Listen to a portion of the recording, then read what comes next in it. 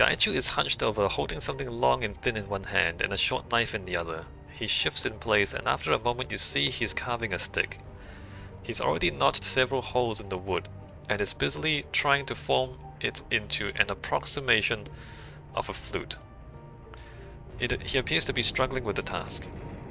Let me see here, maybe that will be better. He lifts the flute to his lips and blows. It produces a drunken warble of the sort that might be uttered by a dying bird, assuming that it was underwater at the time. Gaichu narrows his milky white eyes at the flute, then hurls it into a corner of the room. I know my limitations. Carving a flute is apparently beyond me, unless my goal is to frighten children. I mean, you already frighten children. Now then, what may I do for you? What do you think of the last run? The ghoul spreads his hands with a satisfied look. That was the sort of mission that I live for, to be honest. A high-risk insertion into a secure facility, a complicated extraction that doesn't go according to plan, and a final showdown with some of the better soldiers that the mega corporations have to offer.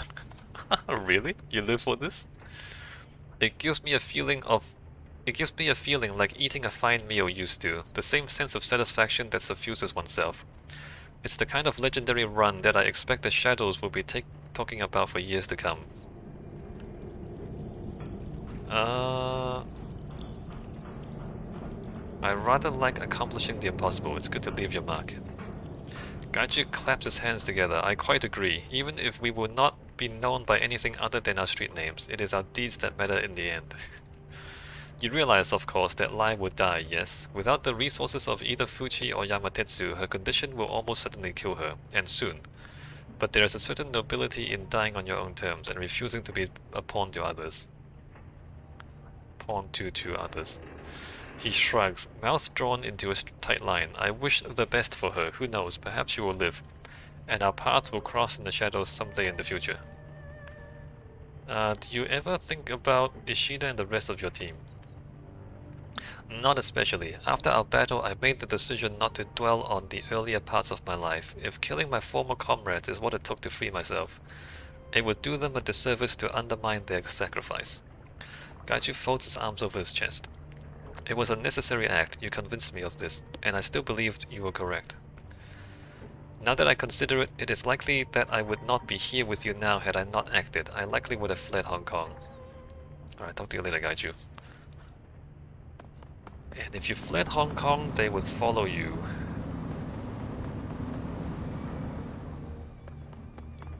Oh, I didn't read the Shadowlands BBS. Let me talk to my team first. I'll come back and read the BBS. Duncan! Hey again. Did you do something to your room? It feels different. Duncan leans his head back, a puzzled look on his face. No. He looks around the cabin. No, what are you talking about? This reminds me of a story I just heard. I'm not sure, it just got really cold in here though. It's probably nothing, I hope. This reminds me of a story I heard. Duncan pulls off his goggles and looks around him. What story? Because I'm telling you, I haven't changed anything.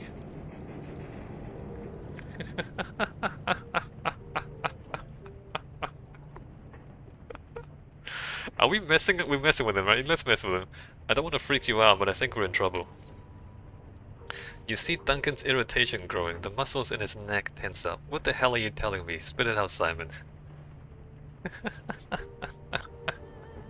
Well, I heard a couple of sailors talking about some mysterious drownings around here. It sounded like they were saying a poltergeist was behind the murders. He leans away from you and groans, grabs his face in his head and talks to the floor. Are you shitting me? A ghost? As in, not the kind of spirit that Gobbet summons, but an actual dead person with rattling chains and a white sheet over his head? Look, Simon, the Sixth World is a strange place, but I'm not an idiot. And I'm not about to fall into this half-assed prank of yours. I'm done, get out.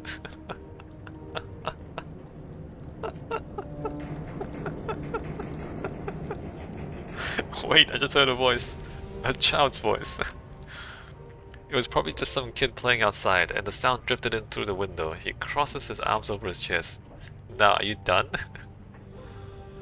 That's impossible. You don't have any windows in here. He stops himself and turns to examine the walls, no windows. You watch him run his tongue nervously across his bottom teeth. This is bullshit. There's no such thing as... I'm gonna scream. Ah! Duncan reels backwards, almost tripping over the dilapidated floorboards, and slams into the wall with a thud. His expression shifts from horror to an embarrassed fury that you haven't seen since you were kids. Motherfucking fuck. He leaps to his feet and roars at you. Get out. His voice suddenly drops in volume to a menacing whisper. Leave now. You can tell he's crossed the point of no return. There's no reasoning with him. All you can hear behind you is the heavy panting of Duncan as he watches you walk away.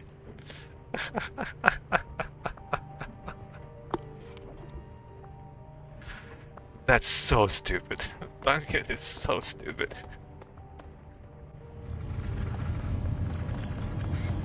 Isabel, how's things? Isabel leans back against the octopus, her neck tilted back so that her head can rest on a thick rope of twisted wires and cables. A misty white persona stares down on you from a wall-mounted display. The persona's white eyes look back at you. With her hands on hips, she leans forward. Can't talk right now, is the Casey. I'm busy. Real busy. What's so important yet that you have to blow me off? There's a crackle of static from the display speakers as Isabel's avatar sucks air through her teeth. Her voice quickens. Alright, I'm in the middle of a fight, but I'm winning, so it's no big deal. Just destroying this Matrix jockey who's gone too far with his jokes. Got him locked in the system right now, but it's fine. He doesn't pose a danger or anything. So he's a cyberbully? Yeah, sure, whatever. He's been harassing good people for weeks, so the punishment is completely warranted. Now I've got to get back to it, or he'll break free from my tortured programming. Torture program? You know what, I'm just gonna let it do it. Alright, enough said, it's all yours, get back to it. Finally! Listen, we'll catch up later, The persona's lips pull back into a snarl. Shit, he got around my lockout. He's probably back in meat space, pissing his pants right about now. Damn it, I wasn't done with him yet. You know, Isabel's kind of brutal. She clucks her tongue in disappointment, and her head dips dejectedly. Her persona begins to fade from the screen. Isabel's body twitches, and her eyes flutter. She slowly raises her head and pushes herself up off the floor. A sideways frown greets you before her words catch up. Next time I'll lock my door. Well, now that you've got my undivided attention, what is it that you so desperately wanted to talk about? Well, first of all, what do you think of the last run? I admit, when we first found Lily, I thought we'd been handed a high-paying babysitting job. She proved to be more capable, and also more snarky than I expected. She chuckles, and then some. That snark was on full display when she refused to side with either Fuchi or Yamatetsu. She decided to put the power in her own hands, and I respect that. It'd be a shame if someone with that kind of investment in life died. Maybe she won't, maybe. Any more questions? You seem like you're keeping yourself pretty busy. Do you ever get bored? She purses her lips only when I talk to you. Yeah, I'm serious. So am I, she smiles wickedly, but only when I'm in a bad mood. Her smile drops and it's all business again. To answer your question, no. And I find it a wonder that anyone can manage to find themselves bored in this city ever. It takes a special kind of creativeness to let yourself get bored here. The only circumstances I found tiresome are when someone dull is talking, or if I'm stuck in a job with the wrong people. Green runners, the wait in a haystack for 5 hours before we strike kind of idiots who always die a couple of runs into the game. She shudders at the thought. 5 horrible, itchy hours lying in that haystack. Oh, you're not into ambushes? I don't want to think about it anymore. You need anything else? Got any plans after we finish off Grains? Definitely. She rests a loving hand on one of her terminal's many external drives. Got plenty of upgrades I need to perform on the Octopus. Gotta try converting her into a mineral oil cooling system. It's the new hotness on the boards. Mineral oil, how does it even work? Imagine a computer in a fish tank. Now imagine that the fish tank is filled with non-conductive, easily cooled mineral oil. Add bubbles and lights, achieve victory. Oh yeah? You put the whole thing in oil? Oh yeah. Well, best of luck with that then. She scoffs at you as if I needed luck. Alright, see you later. Didn't we have a bird problem? Doodle machine. It's warm to the touch. Hey Gobbet, you missed out on ratparty.sim.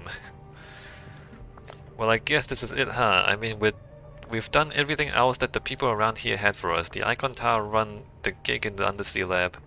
Nothing left to do but hit the police station and get the evidence that the task force needs to take Crate down. Looks that way. Good, because I want to see that woman suffer. She had her people put a bullet through Nightjar's head, and gunshots, I guess, but nobody cares about him. Nightjar, though, he's been waiting too long for justice already, now that we've exhausted our other options. Maybe we can go on and get it for him. That's the plan, Gobbet. She nods slowly. I'm gonna hold you to that. Now tell me why you're here. How are your rats doing? She shrugs. Madness and folly are fine. Give them food and a place to hide and they can adapt to pretty much anything. They're kind of inspirational that way, you know? Give me something to look up to.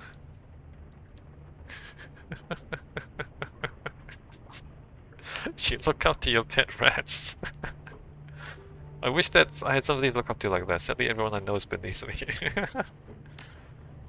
She nods slowly. They are positive role models, yes. You do remember who my totem is, right? I mean, seriously. Capital R rat is a spirit totem. Madness and folly are rodents that you pulled out of a dumpster. Not the same thing, Gobbet. They're close enough, and besides I love them, so lay off. She strokes Folly's coat, the rodent chirps happily and immediately sinks its teeth into her finger. They have some behavior problems sometimes, but I still... Her sentence devolves into a series of yelps and grunts as she tries to wrestle the animal's jaws open. Positive role models, got it. You shut your stupid mouth, and as for you... She flicks Folly on the nose with a fingernail, and the rat finally releases her finger. Gobbet whips her hand to her mouth and sucks on the wound. See? It all worked out in the ouch in the end. I guess that it did. Can we talk about something else? If that's a takeaway, who am I to argue? No one, that's who. She takes a deep breath and thrusts her bleeding finger into a glass of alcohol on a nearby table. Now kindly steer this conversation off of my furry darlings and onto something else. Distract me so that I don't catch Folly and wring her traitorous little neck. Alright, gotta run. Well... Okay, so I didn't bring Gobbet for the red party, but if I brought her, we'd have less firepower for the ridiculous battle. Shadowlands BBS, relevant keywords, graffiti.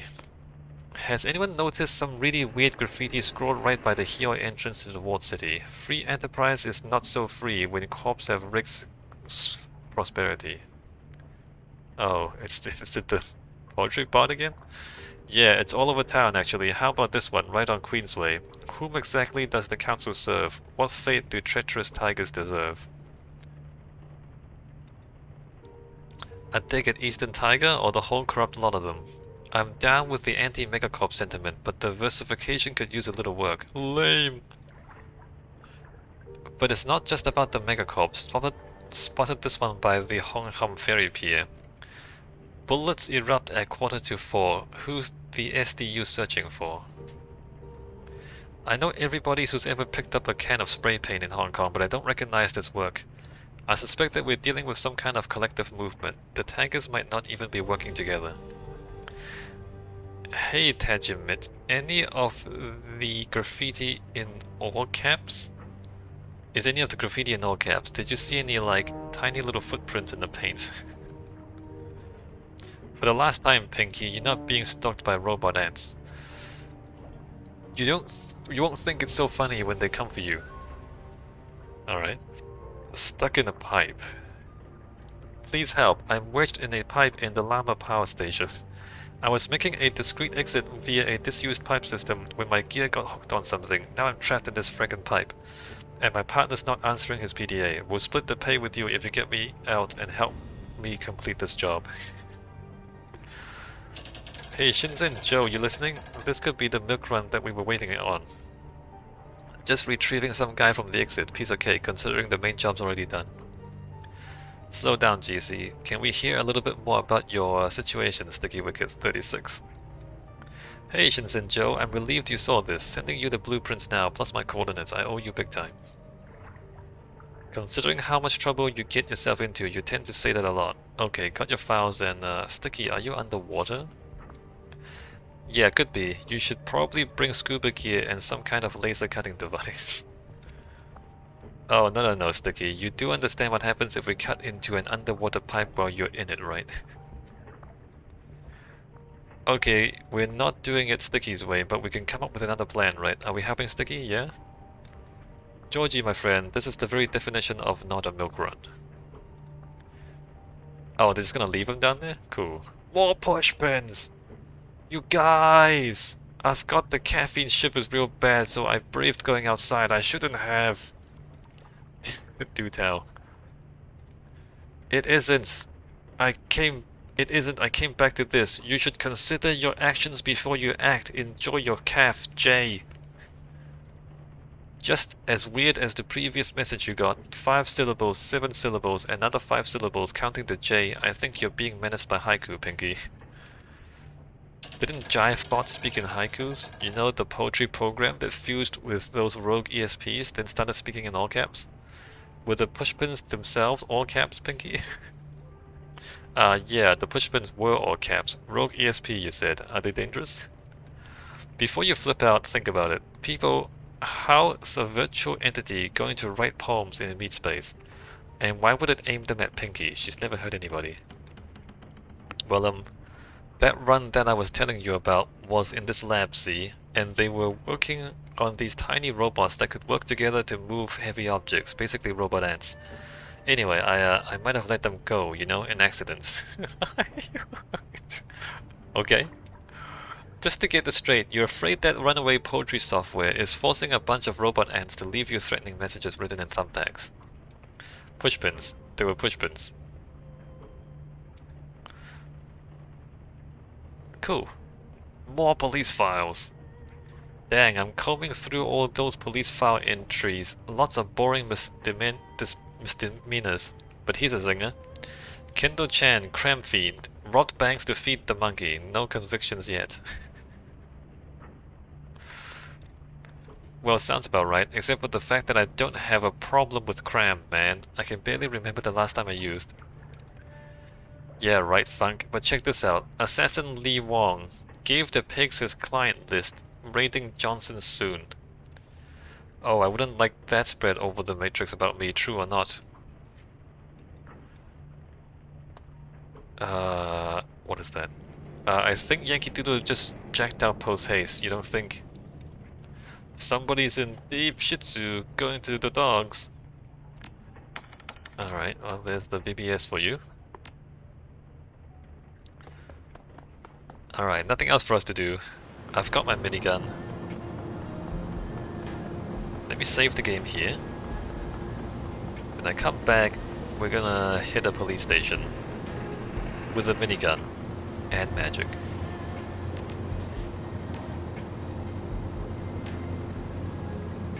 Alright, see you next time.